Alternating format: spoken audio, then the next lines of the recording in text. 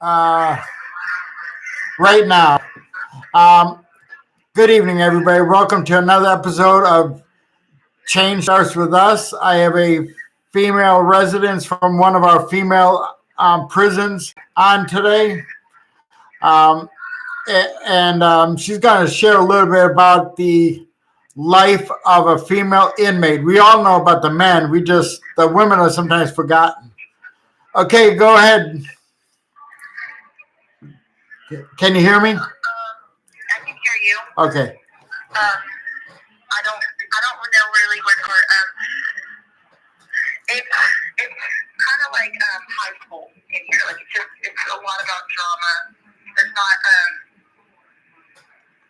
I guess I've never been to a men's prison, obviously, but I picture it to be a lot more violent. And in here, I think women just kind of run their mouths a lot. What subject should I be touching on right now?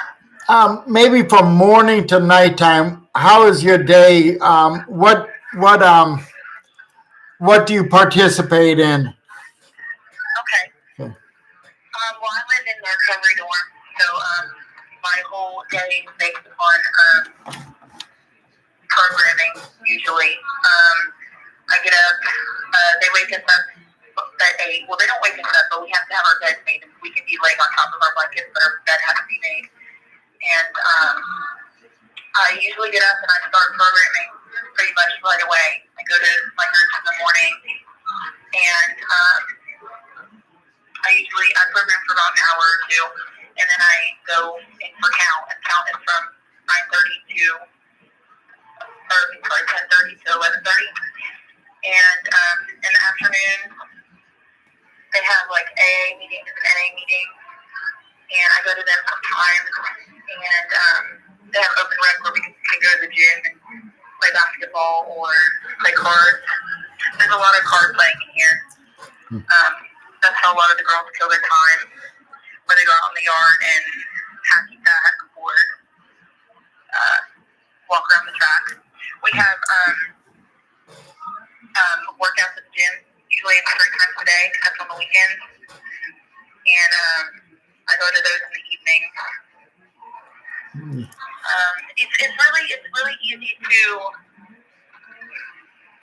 easy to get bored in here because everything that you do in here you have to force yourself to do. Nobody is making you do any of the things. So you have to be really motivated.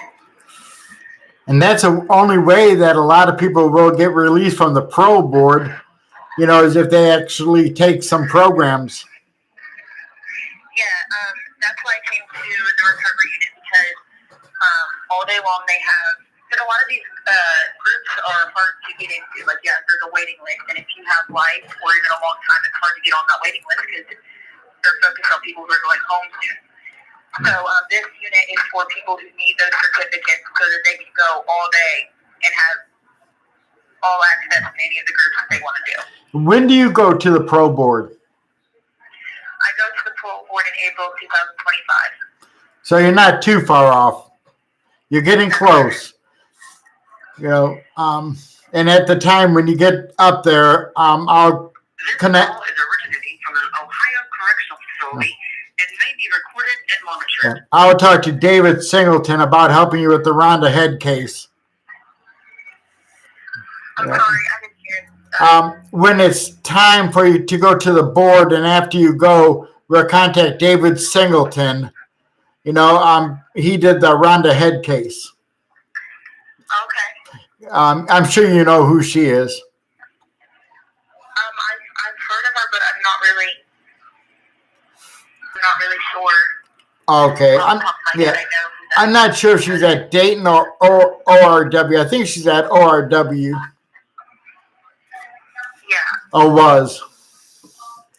But, I noticed that the women get the hand-me-downs from the men's prison, such as shirts. They were the last camps to get the victims awareness class through the Horizon Initiative. And the pro board won't pro no one if they don't go through that program. You said the victims awareness? Yes. Yes, I've been on the waiting list for that for 5 years almost. Okay. Which camp are you at? DCI. Okay, I'll see if I can get you in there. I'll talk to somebody tomorrow. But I don't know much about DCI, but I heard they don't have really that many programs. No, they have very little to do. Like I've been on the waiting list for everything besides like in-unit groups that are inmate run. Right. I've been on the waiting list for everything since I've been here. And well, you should be. Yeah. You should be getting accepted soon because it's 5 years to the pro board date or your out date. Yes. So some of that stuff needs to change. They expect you guys to stay out of trouble, but then they don't give you guys anything to better yourselves. Yes, absolutely. Yeah. So that's some things that I think we need to work on. And your mother is one of our biggest supporters. So she comes to my rescue all the time. So it's really hard because especially if you have more than 5. This call is originating from an Ohio correctional facility and may be recorded and monitored until your out date or your parole date because they expect you not to get in trouble, but idle hands. You know what they say about idle hands, and when you have nothing to do, when you have no program to like teach you or to like guide you, because a lot of these girls they don't know how to behave, and so they can't get to these programs, and they're expected to go without any tickets. So then when they finally get into these programs. If you don't get at least one ticket, that hurts you when you go to the pro board too. They say you learned how to play the system. Yeah, I've heard that. Well, I don't know if you heard, the pro board chief is retiring next week. They just added 2 new pro board members. Both are on the side of the victim. So we got our work cut out for us. Yeah. It's kind of discouraging. It's just from what we hear. It just sounds like a lose-lose. A lot of people I've heard say like there's no point in even trying because whatever way we go, they're going to tell us we were manipulating the system or we haven't learned anything. So a lot of people just kind of give up. Yeah, it's sad, but it's a corrupt system. I don't expect you to say anything when I'm talking on this stuff, but it's a corrupt system that is meant for people to fail so that it brings in revenue for them to return back to prison. Yeah. So we right now is the 6th worst prison in the United States with people incarcerated. So we're the number 6th state with the most incarcerated. Oh, I didn't know that. Yeah, we have 53,000, for a state our size. Kentucky has 15,000. California has 280,000. Wow. We're leading all nations in incarcerations and executions. So, what This call is originating from an Ohio correctional facility and may be recorded and monitored. What is some of your ideas upon your release? What would you like to do, or where would you like to live? I'm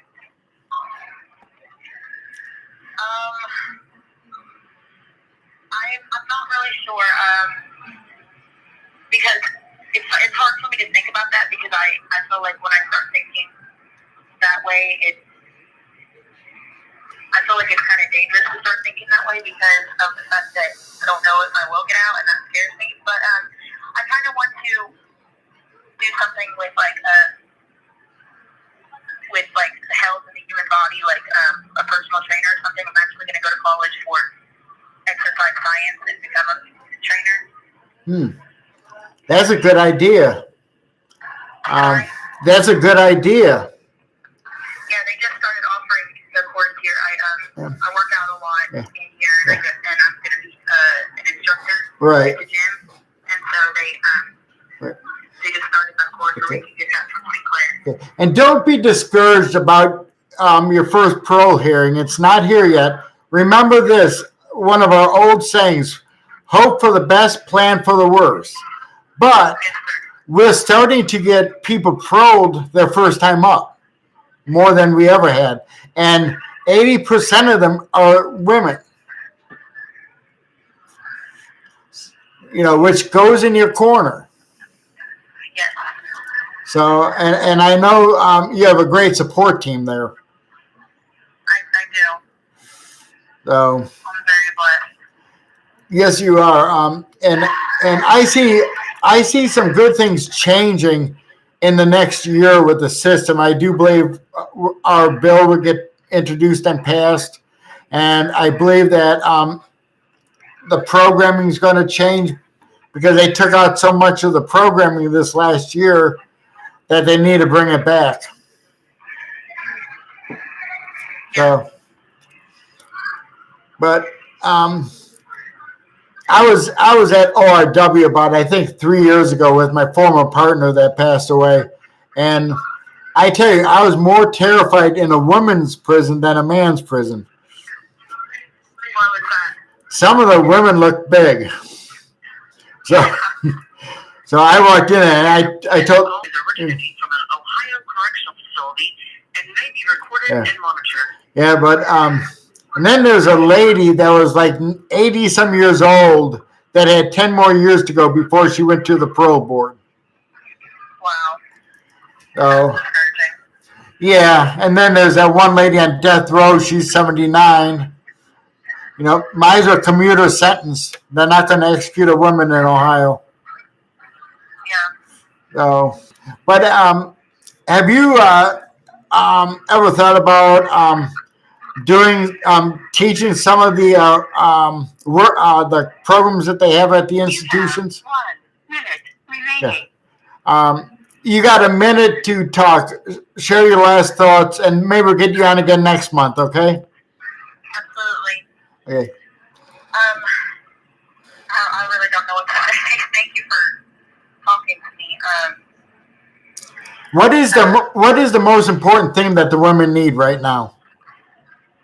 That we need right now, we need rehabilitation. We need to feel like we have a chance. Like, because a lot of people come in here and we honestly just feel like we're trash and there's no point in trying because there's nothing left for us out there. That's true. And that's one thing we're fighting for. Yes, thank you. No problem. And let's connect up next month sometime, okay? Okay, thank you. Bye-bye. That is I could say she's a friend of mine. Her mother became friends a few years back. And this young lady, she needs the programs and she really needs to be home. I won't get into her past or anything, but her actions does not share how much time she should do. I mean, there's no way she should be doing life. So these are some of the people that we need to help, the women as much as the men. And that's what our conference is going to be about in January 11th. It's going to be a wrongful conviction conference, but we're going to have some people from Justice and Policy Center talk, the public defender's office do expungements. And I think, part of what we want to accomplish is connecting people together, so that, they can work on their daughter's case, their son's case, husband, wife. And remember, I keep saying this, the women are forgotten. I know nothing about the women's prison, but I'm willing to learn. Are you? I'm willing to help them. Are you? We've got to pull together. And remember, we cannot discriminate against anyone. The other day, I had somebody tell me, yeah, but there's more men locked up. True. I mean, more men that have to see the probe board. True. But there's women that still need to see the probe board, and there's women that need to go home. So I think it should be equal. I think everybody should have the same chance. They need to start bringing some programming to Dayton ORW that they don't have, like victims awareness. I know a couple people that teach it there, so I'm going to talk to one of them. And then they say you have to wait 5 years before you go home or you see a pro board to take programs. That is incorrect. When we talked to the director, she said you could take a program anytime you want, but the institutions are not doing that. Okay, everyone, have yourself a great night, and it was really a thrill to have this guest tonight. We'll have her on again next month. Thank you.